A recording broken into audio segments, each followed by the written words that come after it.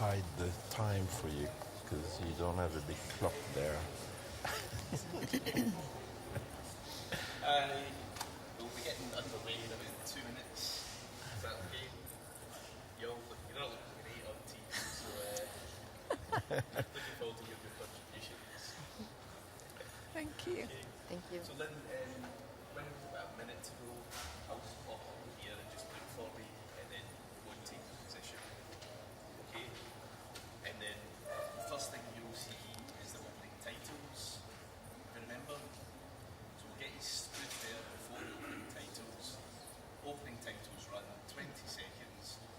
Opening titles end on music. Cue Lynn. Okay. Okay? Yeah. Nice session, everyone. Whoops, whoops, whoops, whoops. We need that screen. Yeah.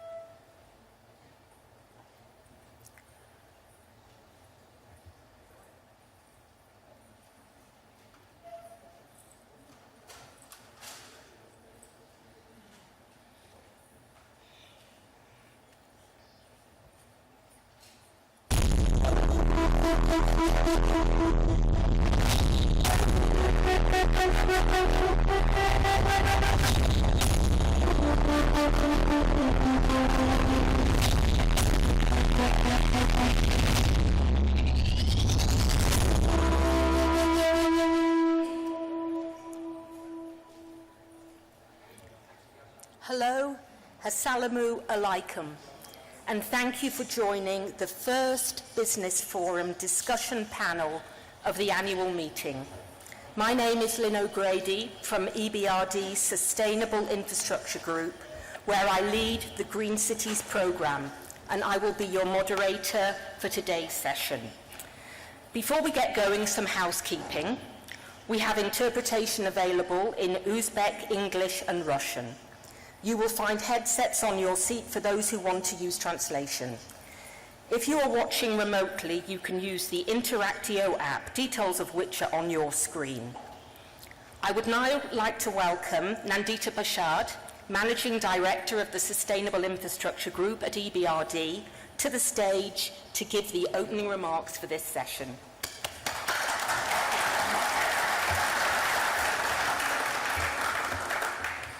Thank you.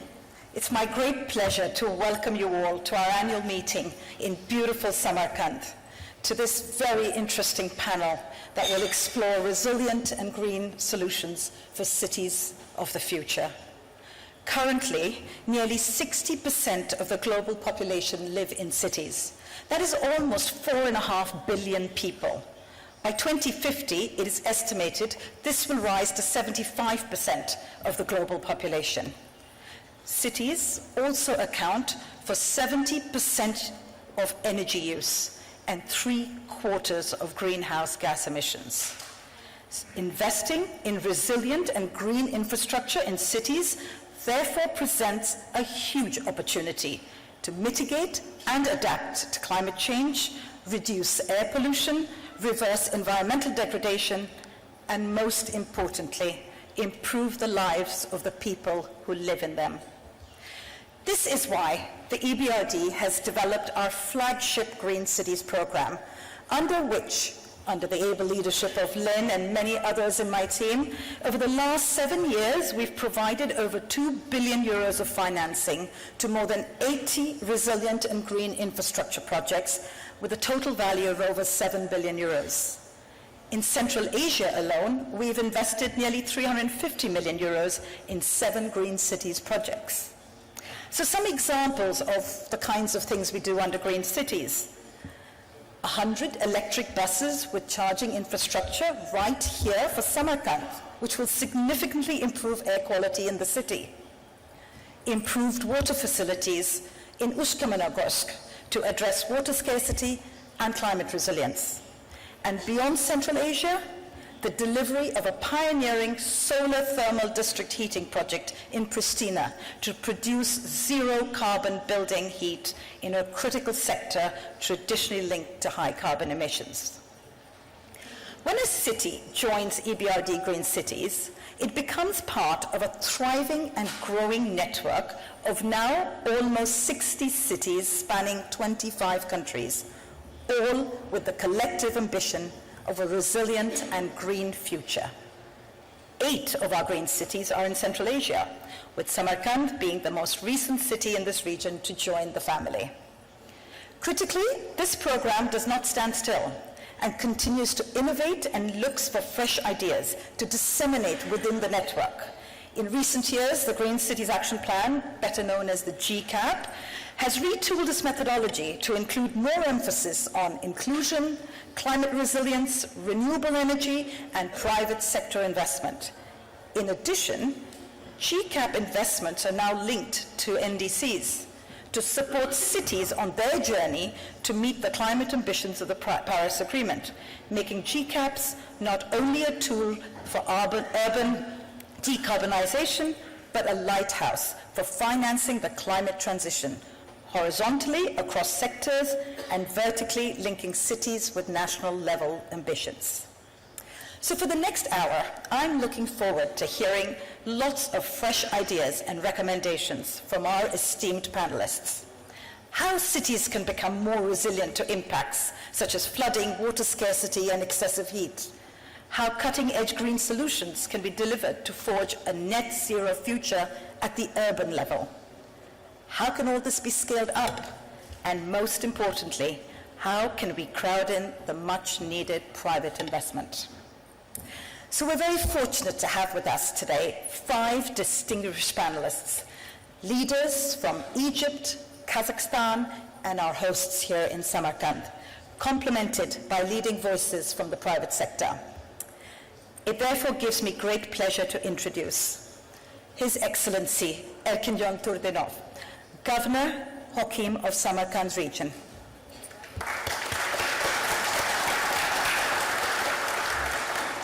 Our most recent member of EBRD Green Cities, who is pioneering green solutions in this beautiful city with the largest fleet of electric buses in Central Asia.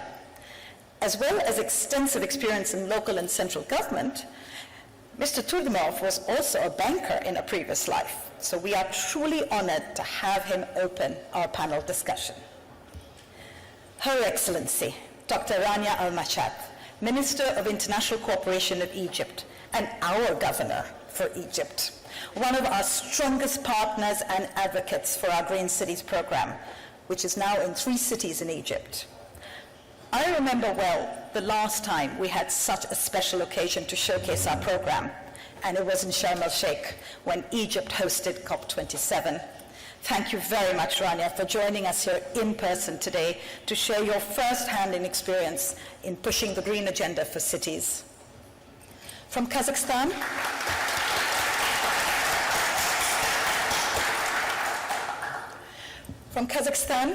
we are so pleased to be joined by Mr. Almazkhan Smatleyev, First Deputy Akim of East Kazakhstan region, including our green city of Ushkamenogorsk, a city that has really implemented multiple green and resilient projects with us, including the reconstruction of a major water intake, rehabilitation of the transmission and distribution network for district heating, construction of a sanitary landfill, and the modernization of street lighting. I am looking forward to hearing from you, Mr. Smatleyev, how the Green Cities program has helped you in your region and what ambitions you have for our further partnership.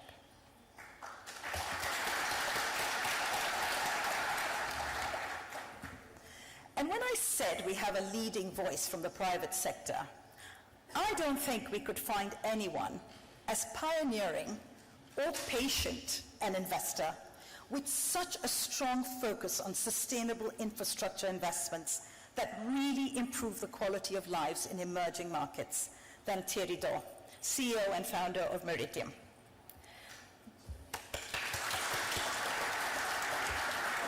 We at EBRD are very pleased to be both an investor in specialized Meridium investment funds, but also a co-investor and collaborator on many projects across various sectors, from transport and logistics, social infrastructure, hospitals. But Meridium is also leading the way in cities with a very unique program, the Urban Resilience Fund, TURF, which I hope we will hear more about from Thierry. Last but certainly not least, Catherine Workman, a partner at Pinsent Masons, a well-known international law firm. Catherine advises many governments, consortia, investors, operators, and lenders on major infrastructure schemes globally. And I am so delighted that she joins us here to share her knowledge and expertise on how it can help cities. Now, before turning back to Lynn to get this very interesting discussion going, I want to just take a moment to thank our most important partners for this program, our donors. Our donors from many countries who support us and our cities with the all-important concessional loans, grants, guarantees, and technical assistance, which are absolutely central to EBRD Green Cities' success. So a big thank you to any donors in the room, online, and even those who are not here in person. Thank you, Lynn, and over to you.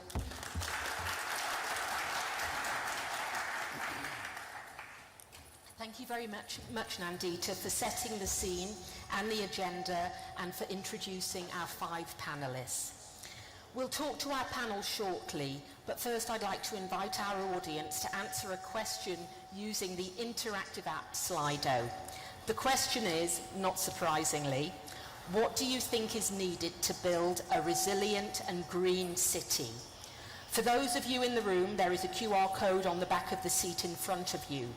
If you are watching our live stream, scan the QR code or enter the details on the screen, and you can only select one of the 4 options. Before we hear from Mr. Turdimov, the governor of Samarkand, we'd like to show you a video of the work in our host city.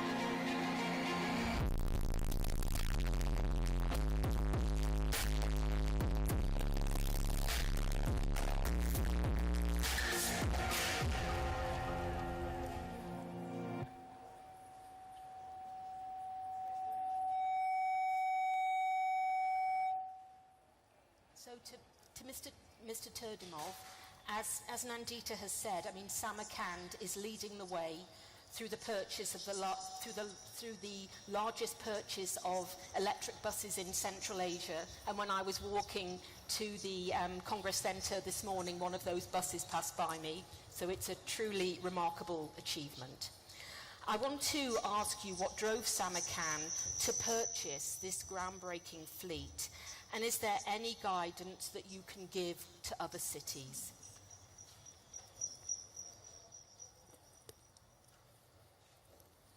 Assalomu alaykum, xonimlar va janoblar.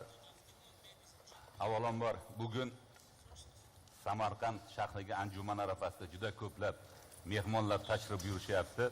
Fursatdan foydalanib barcha mehmonlarga Samarkand shahriga xush kelibsizlar deyman. Ikkinchidan, mana shu Yevropa tiklanish va taraqqiyot bankining rahbariyatiga bankning 32-yillik anjumanini Samarkand shahrida o'tkazilishiga qaror qabul qilganligi munosabati bilan o'zimning minnatdorchiligimni bildiraman. Endi bevosita savolga qaytadigan bo'lsak, birinchidan O'zbekiston Respublikasi prezidenti hurmatli Shavkat Miromonovich Mirziyoyevning prezidentlikning ilk kunlaridan boshlab mana shu inson qadri tamoyiliga asoslangan xalq bilan muloqot tizimini yaratib berdilar. Mana shu xalqimiz bilan bevosita bo'lgan muloqotlarda xalqimizning xohish istaklari mana shu elektrobuslarni sotib olishga undadi. Ikkinchidan, mana Samarkand shahrining 25 ming gektar maydonda 1 milliondan oshiq aholi istiqomat qilyapti. Mana shuning o'zi aholining turmush tarzi yaxshilanib boryapti, mashinalar ko'payyapti. Shu bilan bir qatorda tirbandliklar ham yuzaga kelyapti. Aholimizning manziliga o'z vaqtida yetkazib berish, tirbandlikni oldini olish, shuningdek qulay sharoitlarda yetib borish uchun biz mana shu avtobuslar sotib olishga mana shu soha ham alohida turtki bo'ldi. Uchinchidan, hammamizning xabarimiz bor, tabiat, biz nohaqliklar qiladigan bo'lsak, tabiatga nisbatan bu hech qachon kechirmaydi. Xuddi shu nuqtai nazardan bugun respublikada yashil energetika umummilliy dasturi qabul qilingan bo'lib, shu dastur asosida O'zbekistonda 2025-yilga borib qariyb 12 gigavat qayta tiklanuvchi elektr manbalarini ishlab chiqaradigan quvvatlarga ega bo'ladi. Shu bilan bir qatorda Samarkand viloyatida ham 1.8 gigavatlik qayta tiklanadigan elektr quvvatlari ishga tushirishda oldimizga maqsad qilganmiz. Bugun bu loyihalar jadallik bilan amalga oshirilyapti. Mana birgina Nurobod tumanimizda 100 megavatlik fransuzlar bilan birga qurgan quyosh elektr panellar stansiyasi muvaffaqiyatli amalga oshirib bugun yaxshi faoliyat yurityapti. Shuningdek, 4-dan O'zbekiston bo'yicha yashil makon umummilliy harakat dasturi qabul qilingan bo'lib, mana shu harakat dasturi doirasida mana shu yilning o'zida bahor, kuz oylarida Samarkand viloyati bo'yicha 16 million dona tub ko'chatlar ekishni oldimizga maqsad qilib qo'yganmiz. Mana shu elektrobuslarni sotib olish ham mana shu dasturlarimizning ajralmas bir qismi hisoblanadi. Men o'zim ushbu loyihalarning samarali ekanligiga ishonaman va boshqa shaharlarda ham mana shu avtobus olish loyihasiga qo'shilishni taklif etaman. E'tiborlaringiz uchun rahmat.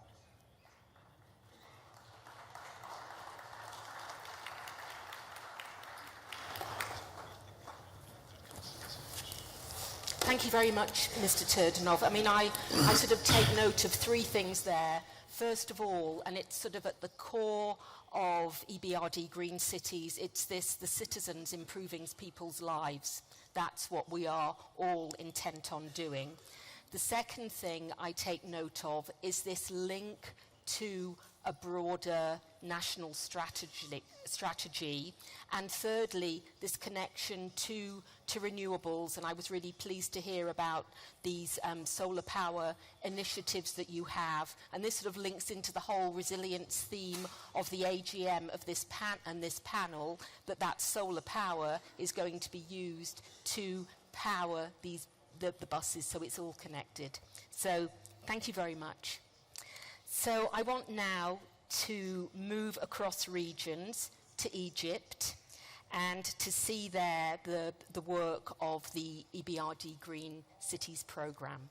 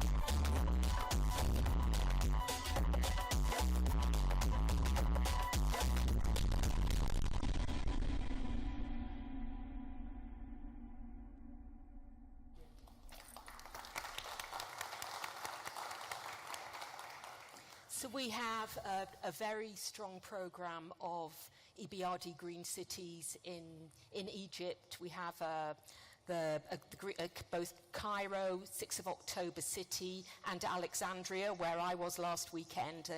They're all green cities. And I want to thank Dr. Al-Mashat and her team for their leadership in that programme. So I want to now sort of move to the, COP27 that Nandita mentioned, and I was honoured to moderate a panel there, and the theme of that panel was highlighting how Egypt was leading the way for green cities in Africa. And I want to ask you, Dr. Mashat, can you tell us, why has the Green Cities programme resonated in Egypt? What's been the motivation? Thank you. Thank you very much. And let me start first by thanking our hosts, the government of Uzbekistan, for the great hospitality and also for the modernization that we are witnessing firsthand, and congratulate EBRD for the meetings and Nandita and your team for the initiative on the Green Cities. And it's very important that international partnerships, and particularly through the EBRD, take on such innovative programs that are far-reaching. And let me link what I will talk about in the Egypt case with some of the introductory remarks that Nandita mentioned. Cities host, big populations, and the expectations by 2050 is an increase of 75%. These are big numbers. And when we think about cities, we're thinking about policy, government frameworks, we're thinking about citizens, and then we're thinking about investment opportunities for private sector. So those are three interlinked pillars. If I'm thinking about and putting in the framework of government, every country today is thinking about climate action and has to, not just because for sustainability and a good thing, but also no financing will be delivered unless you think green. So this is also a very important point. In the case of Egypt, we have our 2050 country climate strategy.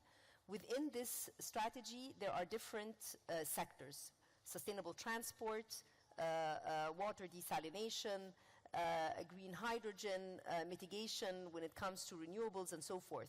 If you're thinking about a city, each and every item within the country climate strategy echoes some of these projects. So this is extremely important, that to deliver on your country climate strategy and to deliver on the NDCs, nationally determined contributions, which are voluntary, by the way, but again, in a space where there's so much competition for financing, the more forthcoming and the more preemptive a country is, the more it increases its chances for financing and for partnerships and for crowding in the private sector.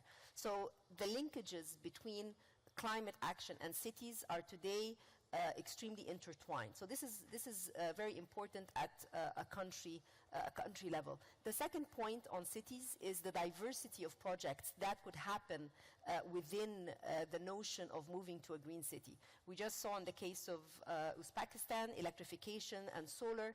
In the case of Egypt, we saw some examples, be it dry ports for moving away from roads into railways. We saw electrification when it comes to the metro line, also when it comes to in Alexandria, Abu Qir, and so forth.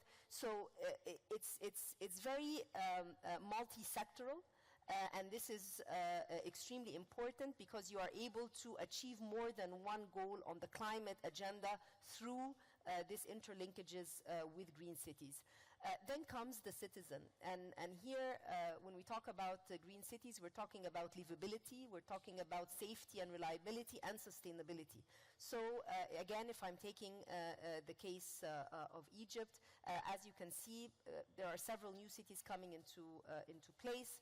The connectivity, making sure that this connectivity is reliable, is safe, and also that there is sustainability goals that are achieved through the implementation. Finally, who's going to be implementing all of this? And here comes the partnership with the private sector. So the ability to be very clear on what you're doing in terms of projects in each and every city to try and alleviate some of the regulatory. Transportation in Egypt was one of the most regulated sectors. Today, with the dry ports, we have a consortium that includes private sector companies from Egypt as well as international companies. This is very important, very big. Similarly, when it comes to the metro lines and other types of transportation, now it's being opened up for management with the private sector. So this, again, is through the Green City initiatives trying to change the mindset in terms of private-public engagement and creating these opportunities. So I think that, to sum up, the initiative is a very important initiative. It has to start with country ownership and a government that believes in the action. You take into account the global context where there's plenty of players, so you want to distinguish yourself and therefore be very vocal about it, and then finally try and create these investment opportunities for the private sector. Thank you. Okay, well, thank you very much, Dr. Al-Mashat. I mean, I'm seeing sort of themes here now, so there's sort of policies, the national policies, citizens, the importance of this citizens' engagement and thinking about the citizens to improve their lives. Of course, projects, that's what we all do, that's why we're here, but, you know, the world has moved on. It's now not just a project, it's a green project. I think what is also very important to the Green Cities program and what we can do, it's this multi-sector, holistic approach. And then finally, and this is the cue for our next speaker, you know, the all-important crowding in of the private sector. And that PPP dry port that you saw in the video, I mean, that is a very important project for Egypt. EBRD was delighted that we were able to participate. So on that note, I will address my question to Thierry. And as Nandita said in her opening remarks, Meridian has vast experience globally on infrastructure, PPPs, and just maybe a public-private partnerships. And just a simple question, but it's probably got a long answer. Where do you see the greatest opportunities for PPPs in Central Asia? Well, thank you. And thank you for inviting me here today, and thank you for those kind words, Nandita. I mean, I would say that in Central Asia today, Uzbekistan actually stands out with a fairly large program, nearly 14 billion up and coming, first in the energy sector, then in the essential services with hospitals and schools and water as well. So it's very focused and it's a real program. There's been over attempt in the region, but less active, as in Kazakhstan, a bit of stop and go with great success on the ring road first, and then Almaty, light rail, and we're still hoping. But overall, and a few experiences in Georgia and Azerbaijan and the energy sector, but overall, the answer is not enough, and not enough. And that's why I'm very hopeful for this Green City program, because I think it's an enabler, especially at the level of cities, and sub-sovereign government have a lot less power and a lot less energy and resources to be able to move this thing forward and mobilize private sector. And this program that EBRD has is really clearing the path, making it clear both for the city and the private sector to actually mobilize private sector into PPPs. And you were mentioning, Nandita, our Urban Resilience Fund. We've actually focused on what you were doing, because this fund is a blended finance fund where we mobilize both private from private investors, but also donors and DFIs. And it addresses really targeting cities, because this fund has both a catalytic capital facility to support cities in preparing the project, because this is the big bottleneck. We can talk about big programs, but it's all about doing it for real. Doing it in the record time so we can actually address the needs of the people, because the impact that is needed, whether to fight against climate change or really addressing fragile population, is all in the cities. 80% of the impact has to be done in the cities, and these are the most difficult sort of investable places, or places to make investable. And therefore, that focus, we hope will, and jointly in partnership with EBRD and others, really be able to promote a steady pipeline of investment to really address those needs for people. And at Meridian, we work for people and the planet, so we're looking forward to doing that with EBRD.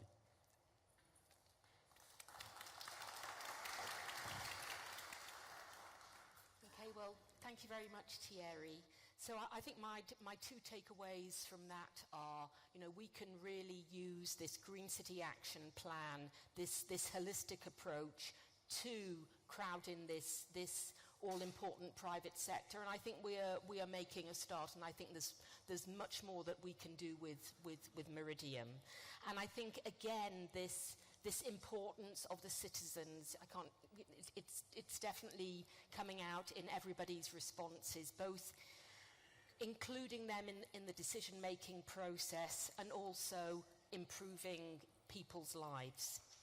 So on that note, I will move, thank you very much, Thierry, and I will move now to a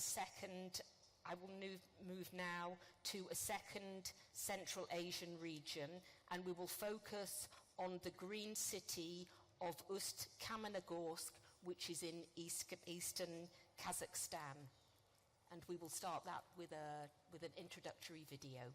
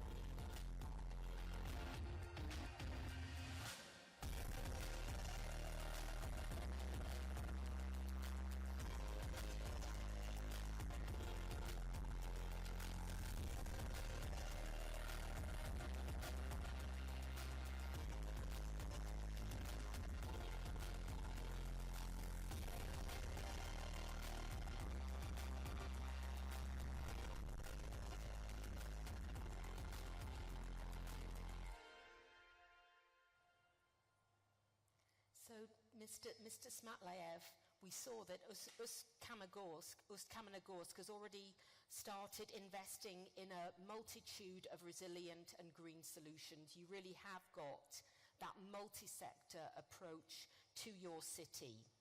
So you're now developing a Green City Action Plan that recently started. And I would be interested to know what strategic directions are emerging.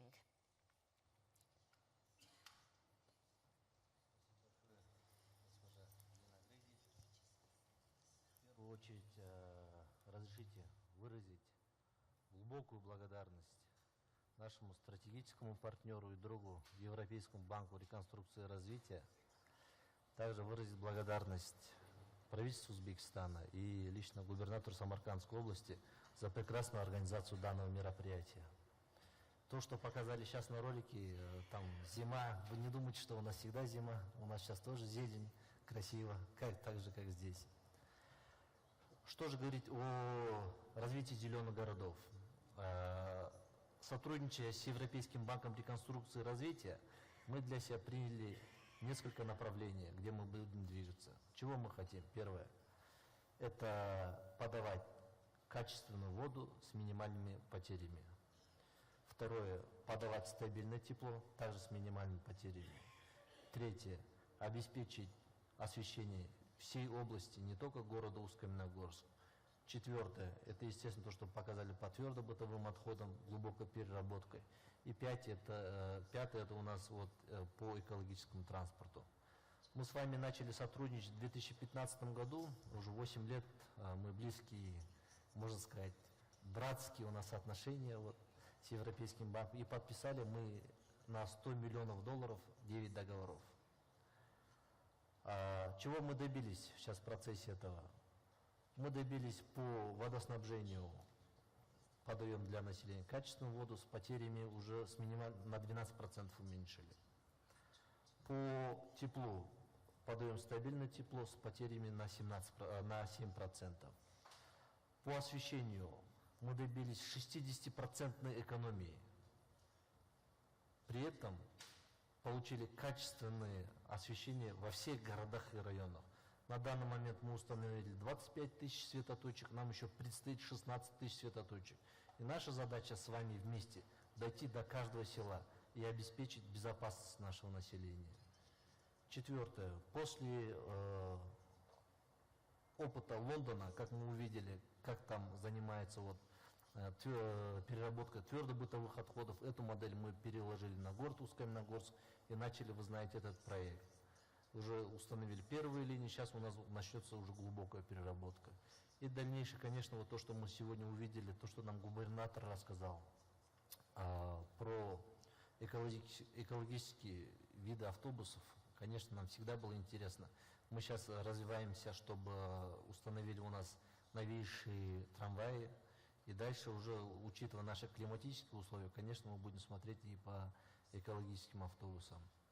Наша дальнейшая задача, вы сами знаете, также продолжать в этом направлении. Восточно-Казахстанская область. Это не только вот зеленые города, мы говорим, мы зеленая область, имея огромный водный потенциал, имея огромный горный потенциал и лесные, древесно-лесные природные ресурсы. Поэтому, госпожа Лина Грейди, еще раз хочется поблагодарить вас всех за прекрасную такую организацию, за то, что пригласили на это мероприятие. И мы, как Восточно-Казахстанская область, с вами, с Европейским банком, готовы дальше сотрудничать и развиваться в этом направлении. Спасибо большое.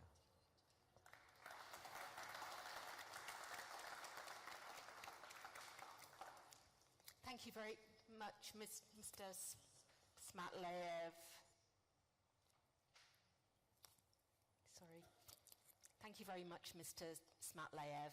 I mean, I think that you've entered the Green Cities programme at exactly the right time, given your ambitions. You're already adopting this joined-up thinking approach. And I think before you leave, you need to talk to the governor of Samarkand about the electric buses and exchange some knowledge between the two of you. Thank you very much. So I'd like now to move back to the private sector and this whole issue of crowding in. And I want to turn crowding in the private sector. And I'd like to turn to Catherine to hear about what the key factors are in structuring a bankable PPP. So we're going to get into a little bit of detail now. Thank you, Catherine. much, and I'd like to add my thanks to EBRD and to Uzbekistan and Samarkand for an amazing event. So I've been doing PPPs for 28 years, and it's always wonderful to see the use of PPP in delivering critical assets that do improve humankind and the lives of people. And picking up on the statistics that was mentioned by Nandita at the beginning, the use of PPP as one of the solutions for the Green Cities Action Programme, I think is a really good idea and is much needed. So in order to be successful for a PPP project, you're going to need money, you're going to need debt and equity. And how do you secure that? So there's a few things. I'll only pick on the key, or else, being a lawyer, I'll be here all day and you'll all be bored. So I'll pick on the key ones. But the one that's probably the most key for me is project preparation. Not that I'm trying to influence the Slido. We're at 38% versus stakeholder engagement of 40%, which I can't disagree with either. But project preparation is absolutely vital to ensuring that the projects, when they are put out to market, are put out properly. They are well thought through, well delivered. All of the issues have been considered before issuing those projects. Because without that, you may fail, and I'll come on to failed projects in a moment. I'm going to do a bit of a name and a plug. There is support for project preparation, not least of which the very excellent EBRD's project preparation facility, which is available to assist in that. So number one for me would be that. Number two is probably around risk assessment and then risk allocation. You need to, and part of that project preparation as well will force you to think about the projects that you and the risks that you are going to allocate. There is a well-known phrase in this that says, allocate it to the party best able to manage it. And it's not allocate it always to the private sector, because that does not help anyone. That might sound perverse, but you shouldn't just pass it all over to the private sector. And there's a couple of reasons for that. The private sector, if asked to take risk, will price for it. And if there are risks that are very low probability, they might have a high impact, but low probability, why would you pay, as part of your unitary charge, for those risks to be sitting on your side if you're the public sector when they may never happen?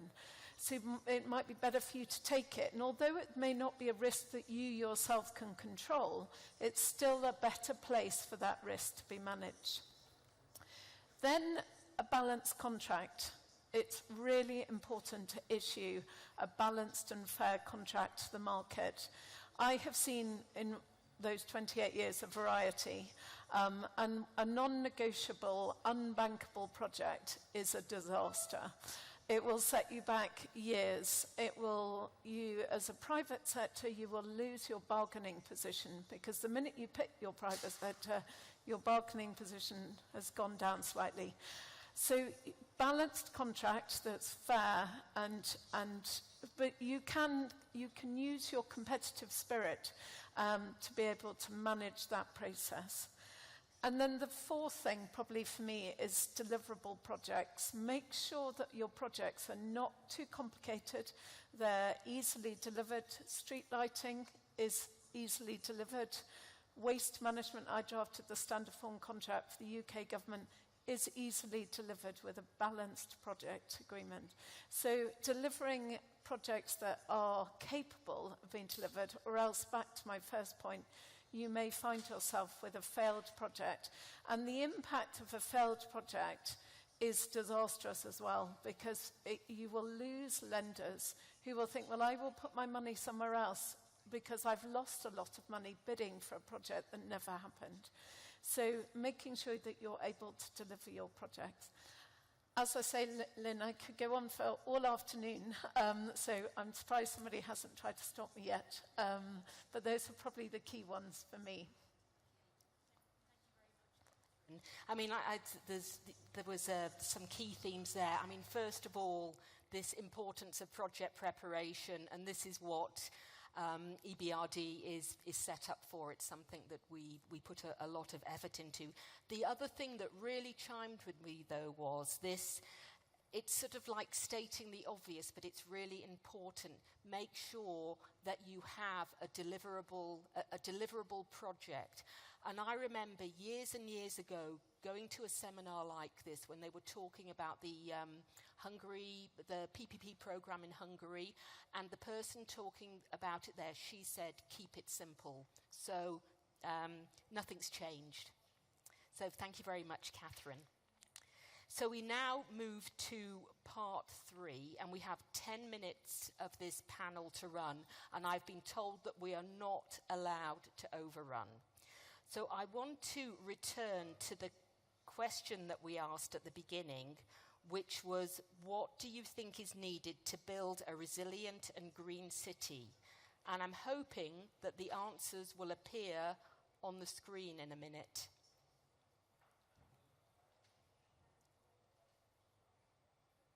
Yes.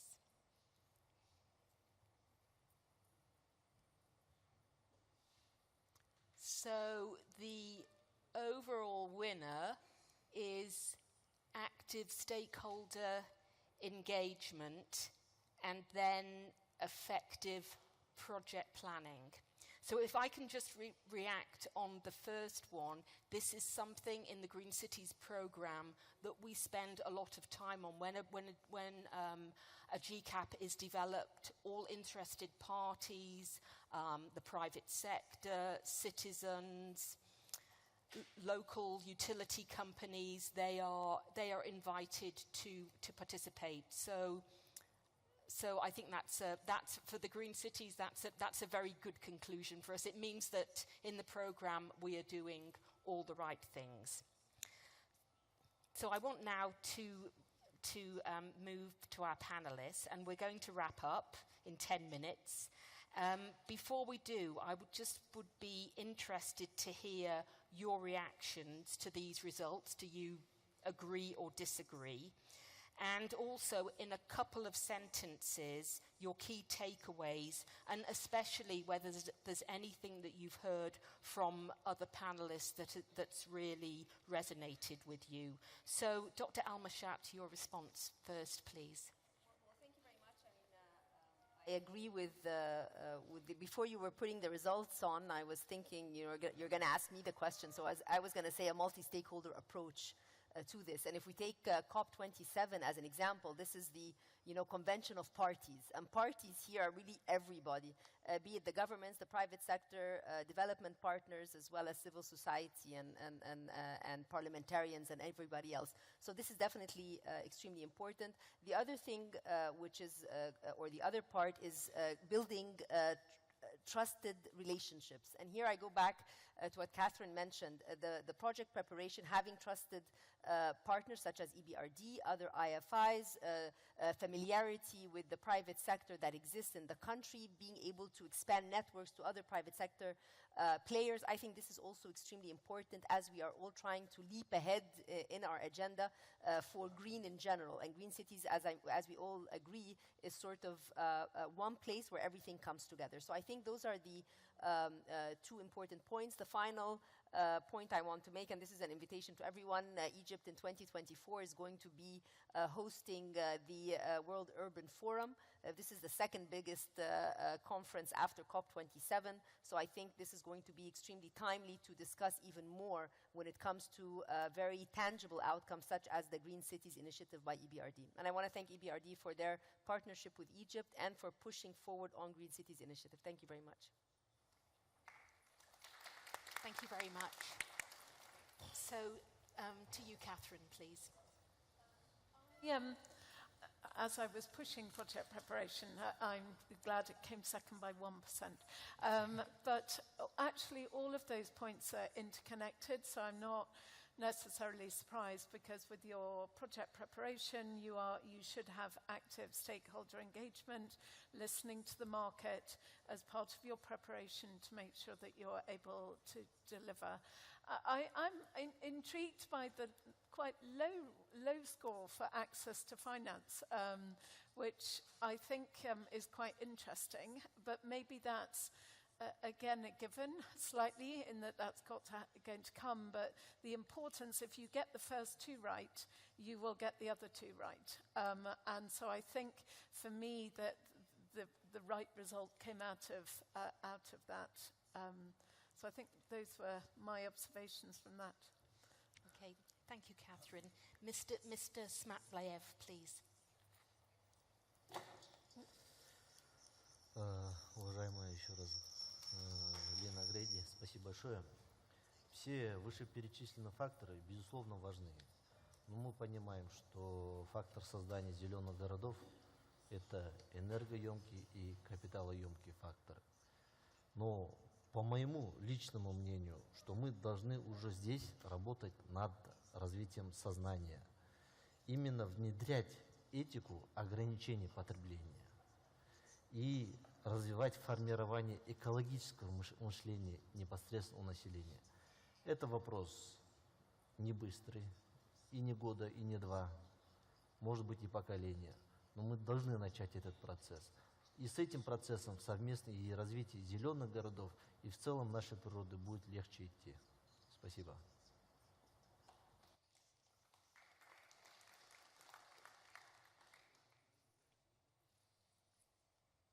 Thank you, Mr. Smatlayev. So over to you now, Thierry. I see stakeholder engagement enabler rather than a particular action is something you constantly need to do, because stakeholder engagement allows you to understand the why you're doing it and what you're doing. And then it allows you to understand the impact of when you're building something, what it has on people, positive or negative.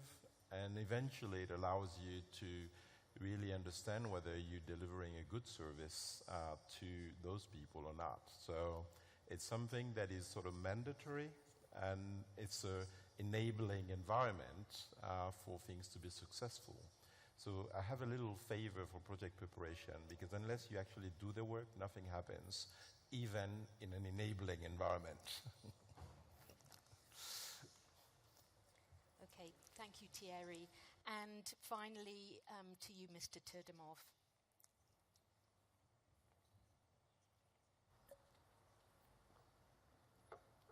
Albatta, hozir men bir narsani o'ylab qoldim. Zaldagilar bilan speakerlarning hammasini fikri bir xil bo'lib chiqdi. Biz oldindan kelishib olgandek bir o'zimizda tutdik. Bundan xursand bo'ldim. Chunki albatta insonda birinchi navbatda maqsad bo'lsa, xohish bo'lsa, hammasi birlashsa, oldingizga qo'ygan maqsadga albatta yetishamiz. Qolgan moliyaviy masalalar, boshqa masalalar albatta o'z-o'zidan yechimini topadi. Shuning uchun biz bir xilda fikrda ekanimizdan xursandmiz. Yana bir bor sizlarga o'zimning minnatdorchiligimni bildiraman. Rahmat.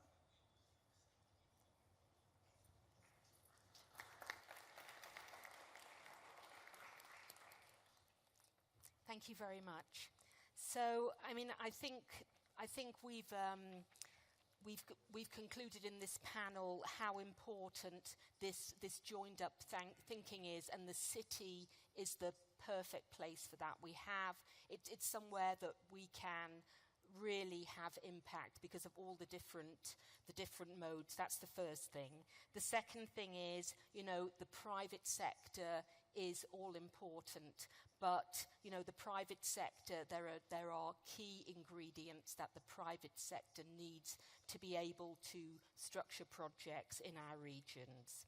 And I think finally what's really come out in this panel, and is a little bit surprising, is just the importance of citizens. The importance of citizens, because at the end of the day, we are, the program EBRD Green Cities, EBRD is about improving people's lives and also involving citizens in the whole decision-making process. So on that note, I want to thank the panelists for helping us kick off the first panel of the Business Forum, and also to our audience here in the room and online, and to our donors for their continued support for Green City projects and those all-important Green City action plans. I especially want to thank Mr. Turdimov for hosting us in this wonderful city.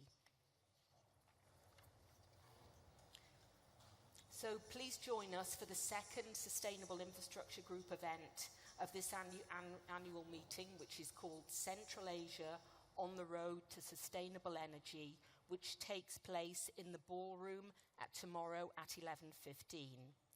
And finally, I'd like to invite those of you who are in the room to join us in the Sun Hall, which is where the networking lunch is held, for refreshments and, importantly, to continue this conversation. And with that, I'd like to officially close this session. Thank you, Rahmat.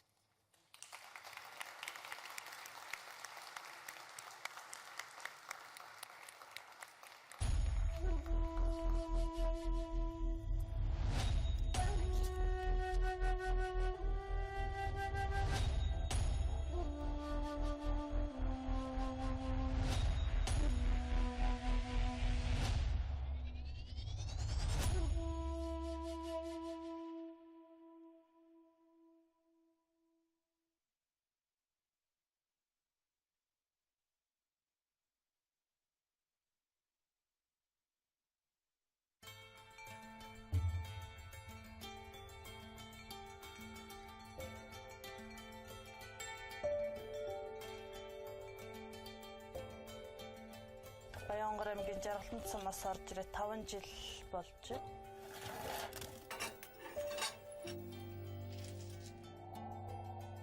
Манай Улаанбаатарт чинь агаарын бохирдол ихтэй хүүхдүүдийн эрүүл мэндэд маш муу хорнууд ихтэй байна. Ulaanbaatar in Mongolia has some of the worst air pollution in the world. But the city is developing a more sustainable future as part of EBRD Green Cities. Агарын чанарыг сайжруулахад бол хэд хэдэн зүйл байна. Нэгдүгээр бид нар түүхийн нөөц буюу түлшээ өөрчлөх ёстой. Cities face enormous environmental challenges, and as the source of nearly 3/4 of global greenhouse gas emissions, are central actors in the battle against climate change. We are committed to working with all our partner green cities to ensure a greener and more prosperous future for their citizens, especially as they emerge from the current pandemic. From Central Asia to the southern Mediterranean, cities across regions are signing up. Being an EBRD Green City is important for Oman. Green cities to me means for the city to become sustainable. We need also to cater for what the citizens would want, what are their aspirations from the city, what are the main challenges that they are facing in their daily life that's affecting them. Oman is already addressing some of its urban challenges, such as solid waste. But they hope, as an EBRD Green City, they can achieve even more. طبعا كثير مرات يعني لما بصير في انفعالات عندنا كثير يعني وتختلط مع بعض بتمنى الواحد انه يفصلها عن بعض هيك ممكن اعاده تدويرهم. In Banja Luka, in Bosnia-Herzegovina, residents can already feel the difference that becoming an EBRD Green City makes. Izbjegavam da trčim po gradu, barem ranije je to bio slučaj jer je mnogo auta, mnogo je vazduh zagađen. Sad se osjeti malo poboljšanja po pitanju toga, lakše se trči. Wood chips, sustainably sourced from the local area, are being used to power the city's district heating plant. Banja Luka je trošila negdje preko 220.000 tona mazuta, a prelaskom na ovaj sistem dobili smo jedan čist grad, zeleni grad, u kom koristimo isključivo obnovljive izvore energije i imamo stabilno i kvalitetno grijanje. The city is now looking at making the system even more efficient. using thermal drone images to map and reduce heat loss.